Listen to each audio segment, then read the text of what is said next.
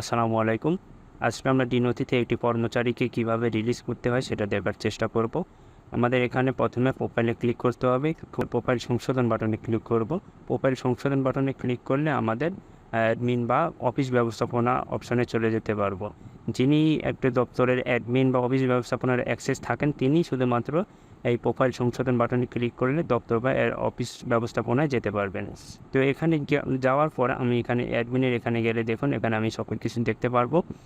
অফিসে ক্লিক করলে আমি এখানে দেখতে পারবো অফিসের তথ্য সংশোধন, অফিসের শাখা তথ্য সংশোধন। যদি অফিসে তথ্য সংশোধন করার প্রয়োজন হয়ে থাকে আমার এরকম একটা ভিডিও আছে, দেখে নিতে পারেন অফিসের তথ্য কীভাবে সংশোধন করতে হয়। আমি যেহেতু কর্মচারীকে রিলিজ করবো আমি এখানে কর্মকর্তা ব্যবস্থাপনায় ক্লিক করব।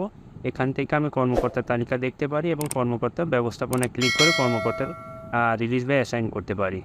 আমি এখানে কর্মকর্তা ব্যবস্থাপনায় ক্লিক করলে দেখুন আমার দপ্তরে যে কর্মকর্তা কর্মচারী কর্মরত আছেন ডি নথিতে তাদেরকে আমি সবাইকেই দেখতে পারবো।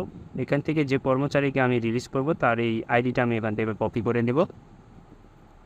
এখানে ক্লিক করে আমি ডান বাটনে ক্লিক করে আইডিটা কপি করে নিয়ে উপরে আমি সার্চ দেবো। দেখুন এখানে লগ ইন আইডি এখানে আমি পেস্ট করে যদি অনুসন্ধান বাটনে ক্লিক করি দেখুন আমি সেই কর্মচারীর তথ্য এখানে দেখতে পারবো। এই কর্মচারীকে রিলিজ করতে হলে তার শেষ কর্মদিবস এখানে আমাদের দিতে হবে।